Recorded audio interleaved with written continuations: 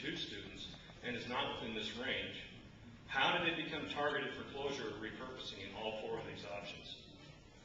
Can I have Mike? Sure. I think that when you look at what the facility planning committee put together in terms of the scenarios, what the district has done since that is narrowed it down to what the feasibility study will entail. And I don't write the Colorado. I understand, but this also came out of the PSD website, and it was listed exactly like that. Option 2.1, consolidator close, Lopez. Option 2.2, consolidator close, Lopez, option 2.1, locate the high school at Lopez. Option 2.2, consolidator close, Locas. Option 3.1, consolidator close, Lopez, locate the new 400 high school at Griffinburg. Option 3.2, consolidator close, Lopez, locate the new 400 student high school at Lopez. So all four of those options close or repurpose Lopez. And that was on the website, and it's confirmed in the Colorado. You're right. But both are part of the facility planning committee work, which has been redirected based upon the feasibility study. It's not the case that PSD is entertaining all these options. But you do not appear to be entertaining any options in which Lopez not closing. So let me rephrase. There are no options being entertained by the school district in which Lopez stays open long-term as an elementary school. That's incorrect. Could you please clarify that in writing? Okay. I think I'm trying to answer your question, but I'm not getting antagonistic about it. And I guess what I'm aiming at doing here is giving you some clarity around what the district's intending to do. And so through the feasibility study, it articulates what the district intends to do. Will the district ever entertain any of these other options? I cannot speak to that. But I will speak to the fact that currently, this is the only plan for consideration for Lopez is the possibility of becoming a small high school. And that's what the feasibility committee will look at in the time frame that I described. So what the purpose of the feasibility committee is in the district's announcement was to put into context the elements of the facility planning study, which we knew would create a lot of problems for people in the district. And we wanted to give you that information as quickly as possible so that people wouldn't extend too much into these outcomes from the facility planning committee. And that's why we have the outline for the feasibility committee. Does that answer the question? I would say that all of us would say no, because when you read psdsschools.org yes. and you read the text that's in the paper here on the second page, it makes it quite clear that all four viable options to save more than $2 million, the only option that none of us have talked about, because it only saves $100,000 to $200,000, and we know that isn't your primary goal with this. But all four options call for either the closure or the repurposing of the high school. And I guess we could make it quite clear that this community action group is not in favor of either closing the school or repurposing it as a high school.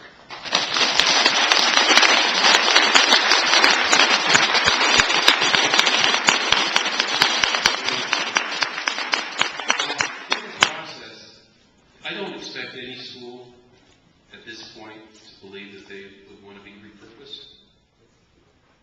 And so I think that what we need to do as a PSD community is look at what the options are.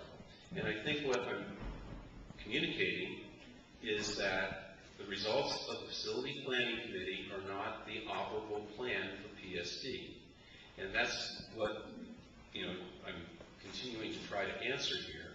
And I understand that the feasibility committee will need to meet with the Lopez community, it will need to meet with the Riftenberg community, and it will need to talk about the considerations that you've been making. And that will be the next phase of the process for PSD. So I would say there's a lot of the process has yet to be undertaken by PSD.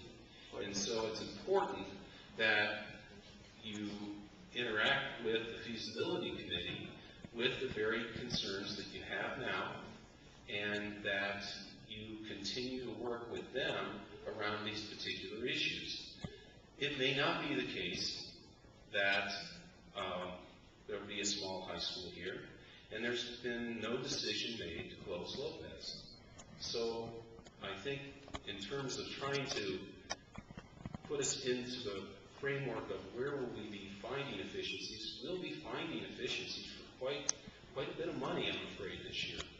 The state is in a very serious fiscal situation, and that will translate to PSD. But in our planning for next year, it's only about the feasibility study, as I've outlined, and the savings that might be found in those particular options. Now, are there any other people that would like to talk? Yes? My understanding on the high school is that it was going to come down to a choice between Lopez or Riftenberg. And I think that's the question that we're kind of asking. If Lopez is not chosen and Riftenberg is, will Lopez continue on as an elementary school? And it works the other way. I realize that Riftenberg's population is half student-wise than Lopez is. But what I'm understanding is that there are two locations for the high school. It's either Lopez or Riftenberg, and one will be picked. Is that true or false? That's what the feasibility committee will be looking at. And I really can't state that either one would be necessarily a recommendation at this point. We're giving them a pretty wide scope with regards to the long-term issues.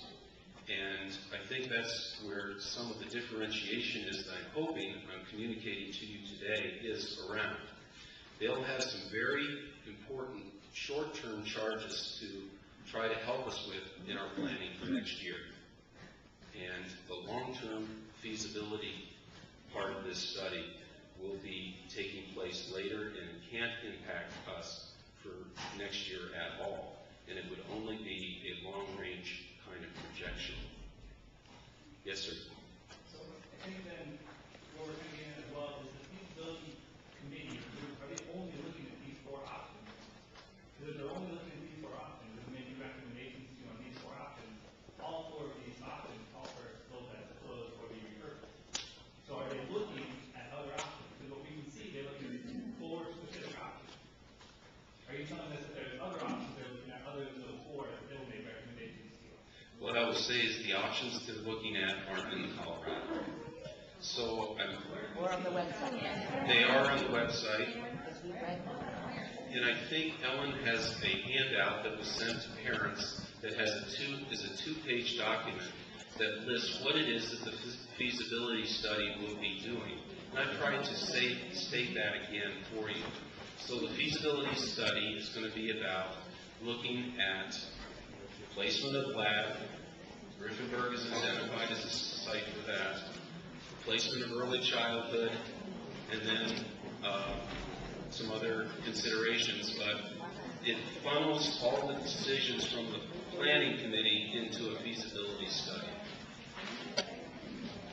Yes, go ahead.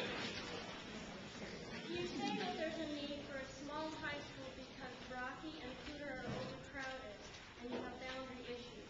Yet you have two other high schools that are not overcrowded and could use the attendance.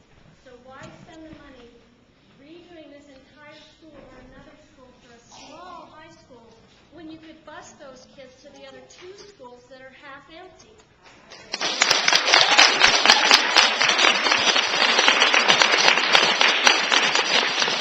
They're no longer half empty. Those schools are close to capacity presently, and when we look at enrollment trends, and this is looking at 10-year enrollment trends to get to the kind of conclusion